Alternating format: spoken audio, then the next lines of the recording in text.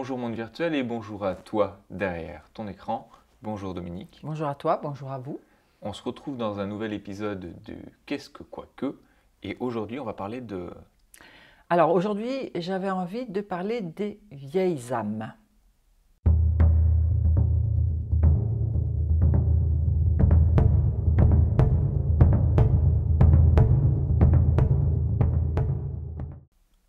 Alors Dominique, une vieille âme, c'est quoi? Moi j'ai une petite idée, c'est quand le bébé naît déjà avec de la barbe, là c'est une vieille âme.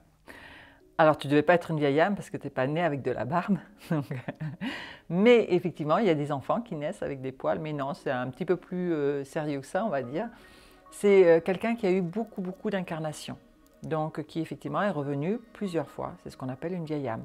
D'accord. Et du coup, est-ce qu'une vieille âme, c'est forcément quelqu'un qui est revenu beaucoup de fois et qui a fait beaucoup de choses, en fait, qui a beaucoup évolué dans toutes ces réincarnations? Ou est-ce qu'une vieille âme, ça peut aussi être quelqu'un qui a eu beaucoup de réincarnations, mais sur certaines, il était plutôt là en dilettante et il s'est plutôt amusé? Oui, tu vas retrouver en fait les deux cas, hein. C'est-à-dire que soit c'est quelqu'un qui a décidé dans chaque vie de progresser très lentement, ou alors qui n'a pas voulu, hein. On a évoqué notamment le principe de la réincarnation dans une précédente vidéo, donc vous pourrez regarder si vous voulez, où tu as des personnes qui vont décider, comme un enfant en boude, d'évoluer plus lentement. Bon, donc c'est une première chose. Ou alors tu as des personnes qui vont effectivement, des âmes plutôt, qui vont effectivement évoluer très rapidement et qui vont décider à un moment donné de revenir pour aider les autres. Donc dans les deux cas, ça peut être une vieille âme. Dans les deux cas, effectivement, la personne peut avoir progressé, mais c'est toujours à son rythme.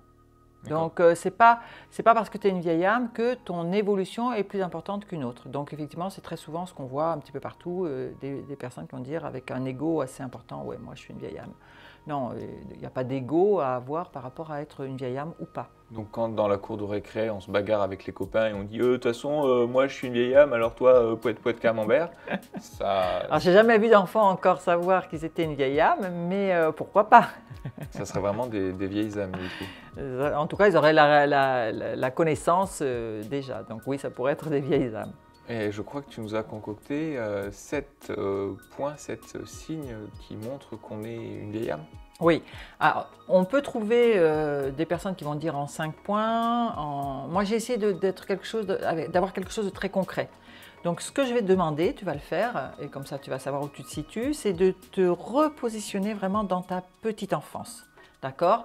Alors, bien sûr, si tu te repositionnes dans ton enfance, il faut le faire en étant complètement dans la bienveillance, en n'étant absolument pas dans le jugement, et en étant, je dirais, vraiment réel avec toi, c'est-à-dire te regarder, hein, et non pas en essayant d'imaginer, ouais, peut-être que, etc., etc. Alors, le premier point, c'est justement, dans cette enfance, tu étais plutôt quelqu'un de solitaire. Solitaire, très souvent, qui pouvait rechercher plutôt le contact avec les personnes plus âgées, parce que souvent ton environnement, avec ceux de ton âge, te paraissait insipide, hein. Tu avais l'impression que bon, tu n'avais rien à apprendre d'eux, alors que les personnes plus âgées pouvaient effectivement te permettre d'évoluer. Et en règle générale, tu étais plutôt quelqu'un qui était beaucoup dans la lecture et des bouquins un petit peu déjà philosophiques, un petit peu spirituels. En tout cas, tu étais très attiré par ce cadre-là. Donc ça, c'est le premier point. Donc voilà, réfléchis, est-ce que tu y étais? Le deuxième point, c'est cette espèce de froideur. Alors, c'est vrai que très souvent, ce sont des personnes qui, au premier abord, paraissent froides. Pourquoi? Tout simplement parce que ce sont des personnes qui ont déjà tellement vécu qu'elles sont beaucoup dans l'observation. Tu ne vas pas les prendre au piège je vais faire de toi mon idole, etc. Hein, tu ne vas pas les manipuler. Ils sont très difficilement manipulables, ils ne le sont même d'ailleurs jamais. Pourquoi? Parce qu'ils savent regarder avant d'interagir. Donc ce n'est pas une froideur, c'est tout simplement qu'ils observent le milieu, ils observent le cadre pour pouvoir être dans l'acte juste. Donc voilà le deuxième point, donc cette espèce de froideur qui est souvent malheureusement mal interprétée. Troisième point, eh bien, ce sont des personnes qui ne sont pas dans la convention.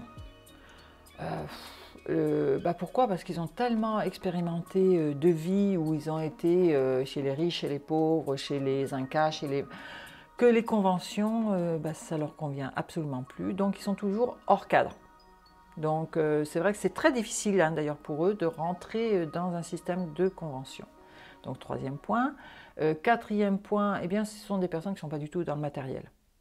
Donc, avoir le dernier iPhone, c'est vraiment, vraiment pas du tout leur truc. Donc, ils vont se contenter de ce qu'ils ont, vont prendre le téléphone qu'on va bien vouloir leur donner. Bon, bref, ils ne sont pas du tout dans le matériel. Donc, ça, c'est un point quand même très important. Après, cinquième point, ce sont des personnes qui sont beaucoup dans l'émerveillement.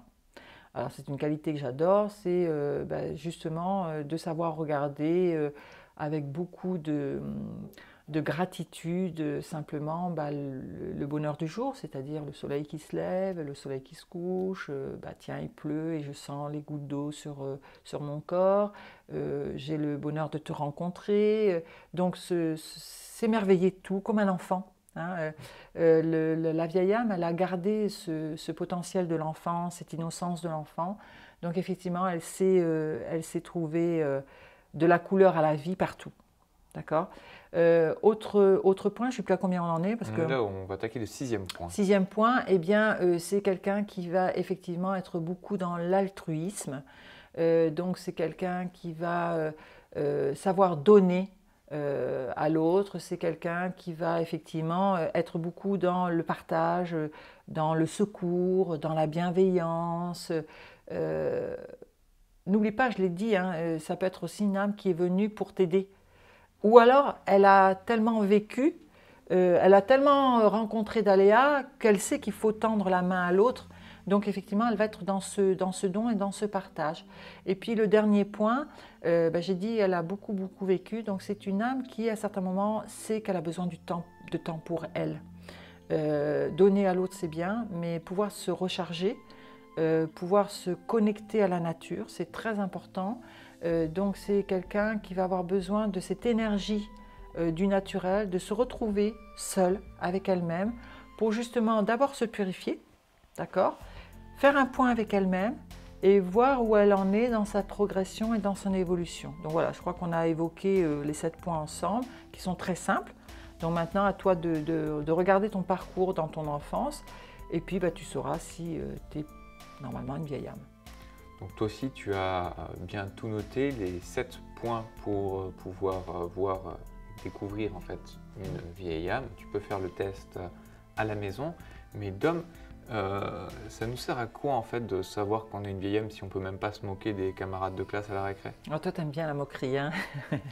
Donc effectivement, d'ailleurs les vieilles âmes, c'est un point que j'ai oublié de situer, mais ont beaucoup d'humour en règle générale, parce que je parlais de l'innocence, hein, ils rient un petit peu de tout parce qu'ils ont tellement vécu de situations qu'ils savent que tout est éphémère. Donc se prendre la tête avec des situations, non. Donc il y a ce côté un petit peu narquois, un petit peu moqueur, mais c'est toujours dans la bienveillance. Ça pourrait être un 8e point si on avait dit, mais en fait c'est lié à cette innocence de l'enfant. Oui, ça j'ai voulu vraiment en parler parce qu'en fait très souvent on trouve des vidéos où on parle de est-ce que tu es une vieille âme, mais savoir si je suis une vieille âme et pas savoir en quoi en faire, pour moi c'était important de souligner. Si tu t'es repéré à l'intérieur de ces différents points et que tu penses qu'effectivement tu es bien une vieille âme, ce qui serait intéressant c'est de te reconnecter à ces différentes facettes qui font ce que tu es aujourd'hui.